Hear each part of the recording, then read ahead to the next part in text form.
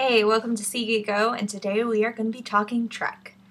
So recently I popped on Netflix and I saw that there was a documentary called Trek Nation, and I expected it to be purely about Trekkies and how they develop their love for Trek and just their lives as Trekkies. It just sounds like that, Trek Nation. What I got was the documentary about Gene Roddenberry's son wandering around, talking about his father. They kind of went through the timeline of the development of the show, from Roddenberry not getting very much money for it, and just it not working out very well, and the show going into syndication and being more popular in syndication than it was originally. It was a very bizarre documentary, and it was not at all what I expected it to be. It wasn't exactly what I wanted it to be either. Not that I really wanted anything from it, I don't know.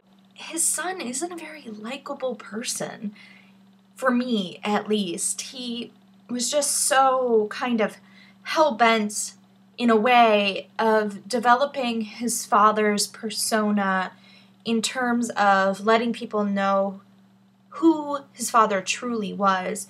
And I can see that being important to him, but I don't think it's necessarily important to me, because what I get from Trek isn't, this is Gene's vision, his, baby. And a lot of people, like old Trekkies or like first generation Enterprise, those Treks will sometimes refer to him as the great bird of the galaxy or the universe, something like that. It's kind of an all-powerful deity in the original Trek, as far as being like this great overseer, which I can understand. He's developed this great universe for us all to kind of live in and be in and develop this relationship with. But I don't know. It was a very bizarre experience watching this documentary. It was also very jumpy, and I've taken a few film classes while I've been in school. They weren't necessarily about making documentaries, but you kind of have this expectation of a documentary to follow a certain timeline, a certain development of events. And this just kind of jumped back and forth a lot, which I've seen documentaries like this, but this just felt like we were in somebody's head and they were having just different thoughts at different times about Gene and Trek. And it just went back and forth, back and forth, back and forth. I wanted something more, too, about Wars versus Trek, or Star Wars versus Star Trek, which they kind of get into. He actually speaks with George Lucas himself, which is kind of like the most awkward scene of the documentary overall, is him sitting down with George Lucas, and he actually asks him the question whether or not Star Wars was inspired by Star Trek. Like, Lucas was like, can't believe he asked that, knew he was going to ask that, how do I answer this without seeming like a douchebag? That was just, for me, that's how I read George Lucas's facial expressions changing. It was just, anywho. They also go into Gene being very defensive of the Wesley Crusher character, which I didn't think of it this way, but they talk about how Wesley Crusher, Riker, and Picard are different stages of Gene's life, and he put it in the show as that. They were different versions of Gene, different personalities or stages of his life. So he was very, very defensive of the Wesley Crusher character. But it's kind of bizarre if you think of it that way. He thinks of himself as like this prodigy, because that's who Wesley Crusher is in the show. So that's kind of bizarre. But at the same time, getting into like the hatred for the Wesley Crusher character, shortly after watching the documentary, I went back and I watched old Trek, like William Shatner getting it on as James T. Kirk with Spock and Sulu and Chekov, who I hate so much more than the Crusher character. Chekov just seems useless. No. There's one episode where Chekov almost dies, and I was slightly relieved, because I was like, okay, I won't have to deal with Chekov anymore. I won't have to see him as a character. I can get back to just hanging out with Sulu and Uhura and Kirk and Spock. But no, Chekov didn't die.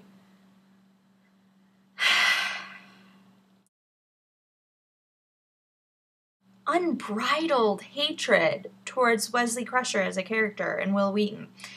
And I can see where it comes from, and maybe it's because I can see where it comes from that I can't hate the character. And also, the Wes character is so much more important than Chekov is to other character development in the series, and bringing other important elements into the story, just as far as like the one episode where he kind of falls in love with this girl, and he is crushed when he finds out that she isn't who she seems to be and she's another alien life form, and it's kind of brings racism into the story, but not really. And it's just, I don't know, I find that episode really interesting, but a lot of people just hate it because they don't like the Wesley Crusher character. And the episode where he's traveling with Picard, and Picard's about to get a cardiac replacement, and they're in the shuttle, and Wesley just makes this immediate assumption that Picard just hates him because he's a kid, because Picard doesn't like kids. And if you've paid attention throughout the series, if there's ever a kid on the bridge, Picard like flips his shit. Like there is no. So it was a correct assumption for him to make, but I can see where people are like, Wesley's just got a bug up his butt. I don't know. Regardless, I can see why people don't enjoy the Crusher character, but at the same time, I don't know, I'm also only into like the very butt end of the second season, so maybe something happens where I just end up hating Wesley Crusher even more. But right now, I don't hate him at all. Also, I think people hate him because of the whole child prodigy aspect of him being kind of like handed something and not necessarily deserving what he's being handed. But he continually has failures and has challenges in which he has to face those things. So I find that kind of to be redeeming of his character and his character development in general. Everybody just hates Wesley Crusher, so I know I'm going to get a lot of like, why don't you hate Wesley Crusher? Here's a list of why you should hate Wesley Crusher. So I was super excited to find out that the new Star Trek movie, Star Trek Into Darkness, is going to not only be featuring one of my favorite actors, Benedict Cumberbatch, which that is the most epic name in the history of names, but it is also going to be loosely based off of, or this is just rumored, so I could be utterly wrong, but it's been rumored in several different locations. It will be loosely based off of the Where No Man Has Gone Before episode in the original Trek.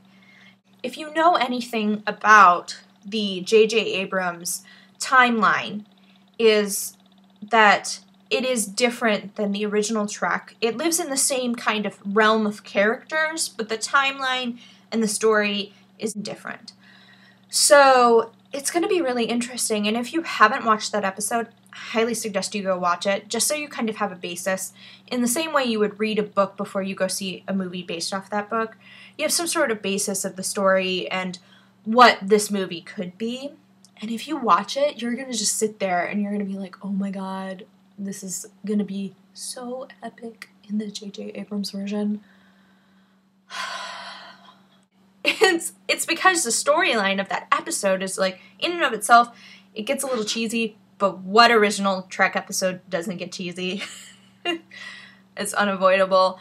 It's all about how these two people get affected by some sort of event in which they slowly gain powers and abilities beyond a human capacity, and they start to think of themselves, therefore, as being godlike. So that aspect of it, I just think is going to be awesome in this movie. So I'm super excited about that. There's also some possibilities of some cameos, apparently, of Shatner and Leonard Nimoy, maybe, which I think would be great because it would give a little tie-in to the new Trek fans because of these movies. I'm super excited for the movie. I'm just so...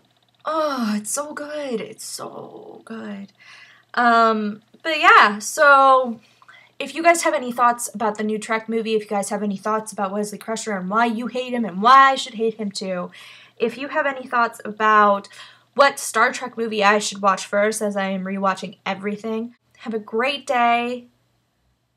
Great talking to you guys, and leave any questions, comments, or opinions below.